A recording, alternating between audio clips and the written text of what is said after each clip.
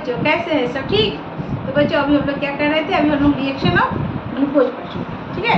Almost वैसा ही reaction glucose का। आज हम लोग क्या पढ़ने वाले हैं, आज हम लोग पढ़ने वाले हैं क्या, डाइसैकेराइड, जिसमें शुगर पढ़ने वाले हैं, सुक्रोज। सुक्रोज तो मालूम है, पिछले इतने दिन से तो हम लोग वही पढ़ ही रहे थे। ग्लूकोज ये फ्रुक्टोज क्या है, सुक्रोज का ये सुक्रोज डाइसैकेराइड्स है।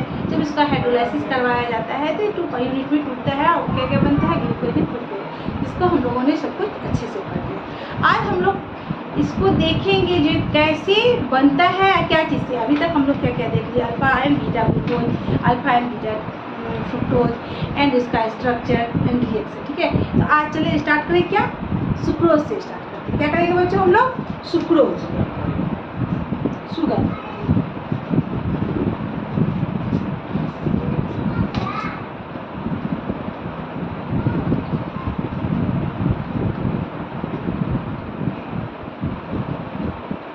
फॉर्मेशन ऑफ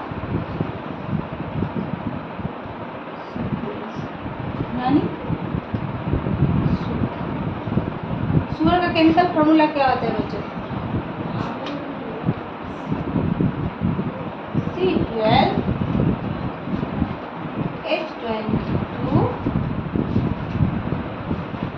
एंड O, यही होता है ना सुक्रोज का, यही फॉर्मूला होता है बच्चों सुक्रोज का। क्या होता है जब सुक्रोज का क्या करवाएंगे,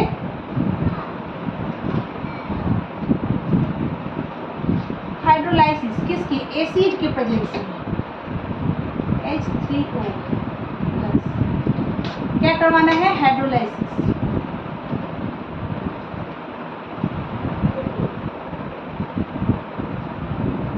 तो क्या मिलेगा बच्चों, ये रिवर्सिबल रिएक्शन होता है। क्या होगा, ये रिवर्सिबल रिएक्शन।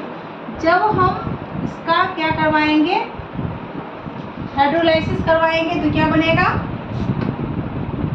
ये याद रखने वाला है, इसको बाद में मैं बताती हूँ, ठीक है। तो ये क्या होगा, ये क्या बनेगा बच्चों, alpha D glucose, alpha D glucose, C6H12O6, यही होता है। प्लस क्या होता है, प्लस बीटा डी फ्रुक्टोज, क्या होता है, प्लस बीटा डी फ्रुक्टोज।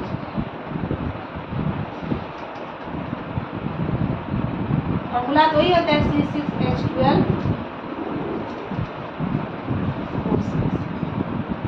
इतना दिन तो पढ़ा फ्रुक्टोज एंड ग्लूकोज है, जैसे हम लोग 10th में पढ़ चुके हैं। क्या होता है जब सुक्रोज को हाइड्रोलाइसिस करवाया जाता है तो क्या बनता है, glucose and fructose. Alpha and beta दोनों पढ़ चुके हैं, लेकिन ये जब हाइड्रोलाइसिस किसी सुक्रोज का करवाया जाता है तो क्या चीज़ टूटता है, ये 2 यूनिट क्या है, एक अल्फा डी ग्लूकोज है, दूसरा बीटा डी फ्रुक्टोज। अब alpha and beta D glucose कैसे होता है ये तो सबको मालूम है, फिर से मैं बता रही हूँ, चलिए देखते हैं। और जब इसका कंडेंसेशन करवाया जाता है तो वापस क्या हो जाता है, सुक्रोज में कन्वर्ट हो जाता है ना बच्चों, मालूम है सबको ये बात। क्या करवाया जाता है, कंडेंसेशन करवाएंगे, वापस जब इसका कंडेंसेशन करवाएंगे तो क्या होगा,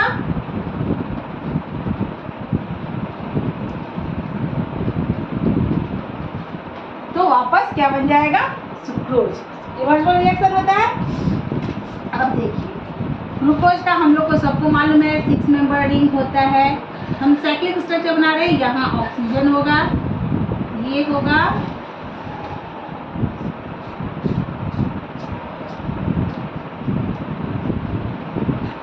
ये स्ट्रक्चर होता है, ठीक है। एंड चूंकि अल्फा डी ग्लूकोज है तो पहले भी बताया जा चुका है, मैं बता चुकी हूँ आप लोगों को, जो रिंग के अंदर एंड राइट साइड जो रहेगा ग्रुप उसको नीचे लिखेंगे, लेफ्ट साइड वाले को क्या लिखेंगे, ऊपर में लिखेंगे।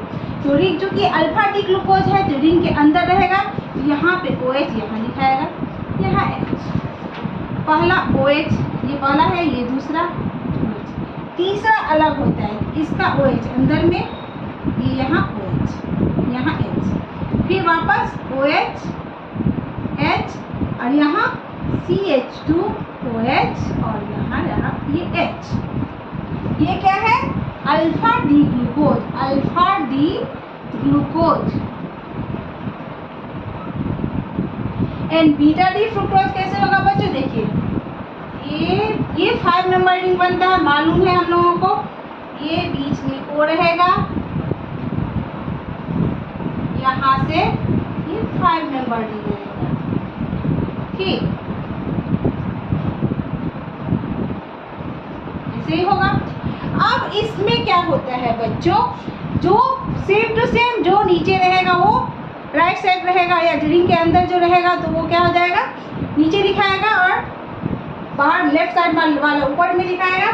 चूंकि ये क्या है, बीटा डी ग्लूकोज, तो यहाँ OH ग्रुप कहाँ है, लेफ्ट साइड में, तो यहाँ लिखाएगा OH। एंड यहाँ क्या होगा बच्चों, CH2OH। ये था पहला, अब ये दूसरा, पहला दूसरा यहाँ तीसरा, ये तीसरा कार्बन हो गया। तो तीसरा कार्बन का सेम, उसके बाद सेम वैसा ही सब कुछ होगा। OH अंदर, यहाँ H, यहाँ फिर OH, H, यहाँ CH2OH, ये बीटा डी ग्लूकोज है, फ्रुक्टोज है। क्या है ये, बीटा डी फ्रुक्टोज। अब क्या है, जब क्या होगा, जब ये फ्रुक्टोज जो बनता है तो इसमें ये दोनों क्या होते हैं, इसका पहला कार्बन, अल्फा डी ग्लूकोज का ये क्या है, फर्स्ट कार्बन, ये क्या है, कार्बन नंबर 1, ये पहला कार्बन है। ठीक है, और ये इसका क्या है, दूसरा कार्बन है। फ्रुक्टोज का क्या है, ये कार्बन नंबर 2 है, 2 नंबर कार्बन, दूसरा नंबर कार्बन, क्योंकि पहला नंबर कार्बन इसका ये है, 1 2 3, है ना बच्चों। तो क्या बताया गया है, एक्सपेरिमेंटली बताया गया है, जो इसमें क्या होता है, सुक्रोज में अल्फा डी ग्लूकोज का पहला कार्बन और बीटा डी फ्रुक्टोज का दूसरा कार्बन क्या होता है, एक दूसरे से कनेक्टेड रहता है, जुड़ा रहता है। तो इसके लिए क्या करना पड़ेगा, इस पूरे बीटा डी फ्रुक्टोज को क्या करना पड़ेगा, 180 डिग्री से क्या करवाना पड़ेगा, इसको रोटेट करवा देना पड़ेगा। कितना डिग्री से, 180 डिग्री से, टोटल ये इधर आ जाए, तभी ना होगा, क्योंकि ये जस्ट अपोजिट है। इसको क्या करना होता है, 180 डिग्री से कितना कन्वर्ट करवाना पड़ेगा, 180 डिग्री से, 180 डिग्री से क्या करना पड़ेगा, कन्वर्ट, इसको रोटेट करवाना पड़ेगा। ठीक, तो जब हम 180 डिग्री से इसको रोटेट करवाएंगे तो फिर ये सब कुछ ऊपर से नीचे हो जाएगा, ऊपर वाला नीचे, नीचे वाला ऊपर हो जाएगा। तो जैसे यहाँ ये CH2OH ऊपर है ना, तो यहाँ पे ये ऊपर आ जाएगा, ये सेम टू सेम यहाँ आ जाएगा। ये OH ग्रुप क्या हो जाएगा, ये ऐसे हो जाएगा। देखिए बच्चों, यहाँ हो गया कार्बन, यहाँ H2OH। ठीक, आगे बात समझ में। अब यहाँ हो जाएगा क्या, O, यहाँ H। आगे बात समझ में, सवाल है ना बात, यहाँ हो जाएगा OH, ये H, ये H, यहाँ OH। ठीक, और यहाँ पे क्या हो जाएगा, ये H, ये CH2OH। आगे बात, अब हो गया ये दूसरा नंबर कार्बन। अब कौन सा हो गया, ये जब 180 डिग्री से करवाए तो ये दूसरा नंबर कार्बन आ गया। अब क्या हुआ, तो देखिए यहाँ का OH और इसका H मिलके क्या किया, यहाँ से वाटर रिड्यूस हो गया, -H2O के रूप में निकल गया। क्या हो गया, यहाँ का OH, इसका OH और इसका H मिलके वाटर के रूप में रिड्यूस हो गया, कंडेंस हो गया। कंडेंस में तो वाटर रिड्यूस हो गया इसमें से। एंड इसके बीच में, इस दोनों के बीच में ये O, ये जो O है और ये O बीच में आ गया मान लीजिए, और इसके बीच में ये बॉन्ड बन जाएगा, जिसको ग्लाइकोसिडिक क्या कहते हैं, ग्लाइकोसिडिक लिंक कहते हैं। क्या कहते हैं बच्चों, इसे ग्लाइकोसिडिक लिंक कहते हैं। तो यहाँ तक तो समझ में आ गया बच्चों, यहाँ तक समझ में आ गया होगा क्या। तो यहाँ जो है सो ये वाटर रिड्यूस हो गया, यहाँ O बच गया। अब इस दोनों के बीच में ये यहाँ से मैं हटा देती हूँ, आई थिंक आप लोग ले लिए होंगे स्क्रीनशॉट। अब यहाँ से जब ये दोनों हट गया तो जो बॉन्ड बना इन दोनों के बीच में, ये देखिए इस दोनों के बीच में एक बॉन्ड बन गया, बना ना बॉन्ड, इसे क्या कहते हैं, ग्लाइकोसिडिक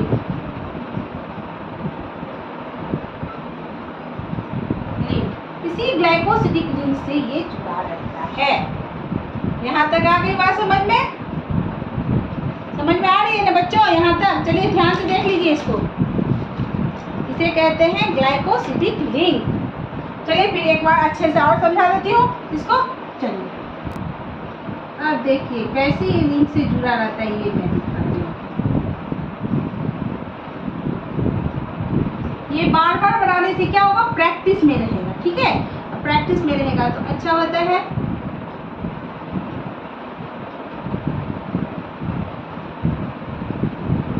ये सॉरी, ये यहाँ पे ये बीच में ये ग्लाइकोसिडिक लिंक से जुड़ा रहता है। अब इसको जैसे देखा वैसे करेंगे। यहाँ पे क्या था बच्चों, ये आइए 2 3 4, यहाँ ये तो वैसे अल्फा डी ग्लूकोज है CH2OH, यहाँ H है ना, इसका तो क्या हो गया है OH, यहाँ O जो H2O से है तो यहाँ पे दूसरे क्या होगा, ये H रहेगा। ठीक, यहाँ पे पहला, ये दूसरा में क्या होगा, यहाँ H OH OH H OH H। आगे बात समझ में? एंड यहाँ पे क्या हो जाएगा, ये हो जाएगा यहाँ पे आपका C2 CH2OH, यहाँ OH का O चला गया H2O का। ठीक है, वो आ गया यहाँ के बीच में लिंक में, यहाँ हो जाएगा H CH2OH, तीसरा में OH H OH H। ये हो गया। और इस लिंक को क्या कहते हैं बच्चों, लिंक कहते हैं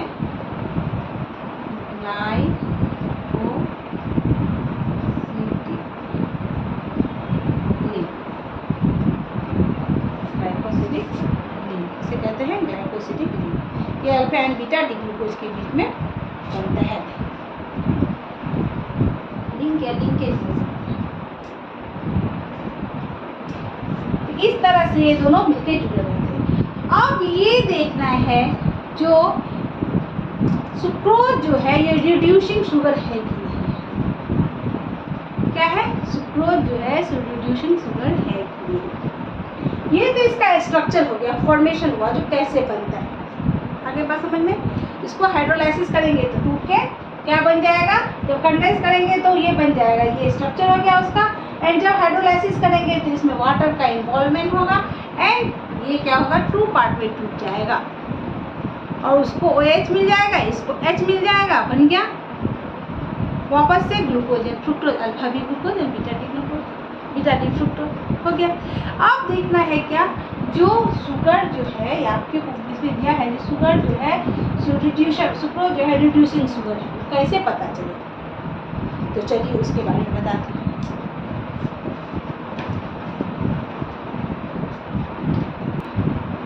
तो ये पता चल, कैसे पता चलेगा जो शुगर जो है सो रिड्यूसिंग शुगर है, सुक्रोज जो है रिड्यूसिंग शुगर है। ठीक है, ऐसे कार्बोहाइड्रेट जिनके पास ये 2 ग्रुप हो, कौन सा, hemiacetal group and hemiketal group, तो ये क्या होते हैं, ये रिड्यूसिंग शुगर होते हैं। क्यों, कौन? तो ये hemiacetal group and hemiketal group जो होते हैं वो क्या, Benedict, Tollens, Fehling and Tollens, ये तीनों जो ग्रुप है, तीनों रिएक्शन जो है उसको क्या करते हैं, रिड्यूस कर देते हैं। तीनों रिएजेंट को क्या कर देते हैं, ये रिड्यूस करते हैं। और ये रिड्यूस करते हैं, इससे पता चलता है कि ये रिड्यूसिंग एजेंट है। एंड ऐसे कार्बोहाइड्रेट जो ये तीनों एजेंट को रिड्यूस कर दे वो क्या कहलाते हैं, रिड्यूसिंग कार्बोहाइड्रेट या रिड्यूसिंग शुगर। ठीक है, अब मैं पहले भी आप लोगों को बता चुकी हूँ हेमी एसिटल हेमी केटल क्या है, मैं पढ़ा भी चुकी हूँ। तो नेक्स्ट क्लास में हम लोग इसको पूरा क्या करेंगे, बहुत अच्छे से इसको डिस्क्राइब करेंगे। अभी आप हल्का फुल्का मैं बता दे रही हूँ। Reducing sugar, those compound which have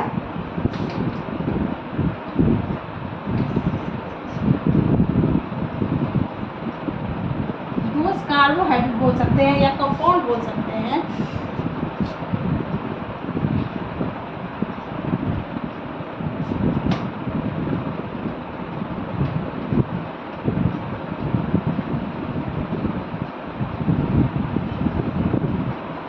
which have hemi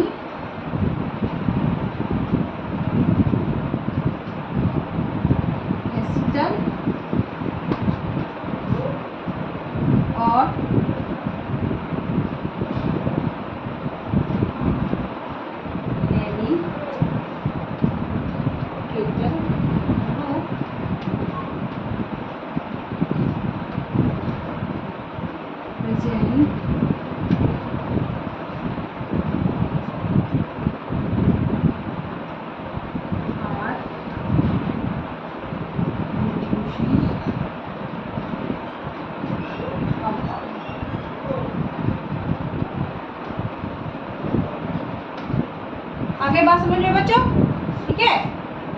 तो ऐसे कंपाउंड जिनके पास क्या हो, हेमी एसिडल या हेमी केटल ग्रुप हो, वो क्या कहलाते हैं, रिड्यूसिंग कंपाउंड कहते हैं। और हेमी एसिडल हेमी केटल, उसका मान लीजिए एग्जाम्पल कैसे देंगे, तो हेमी एसिडल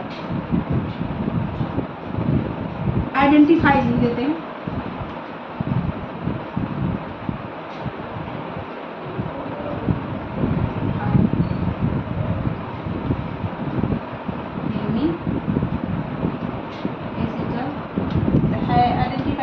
तो क्या होगा, ऐसे कार्बन जिसके पास क्या क्या हो, H ग्रुप हो, उसके बाद OH ग्रुप हो एंड ईथर ग्रुप हो, एक ही कार्बन पे क्या होगा, H होगा, OH होगा एंड क्या होगा, ईथर होगा। तो ऐसे क्या कहलाएंगे, ऐसे कार्बन वाले कंपाउंड क्या कहलाते हैं, हेमी एसिडल कहलाते हैं। And Hemy kettle,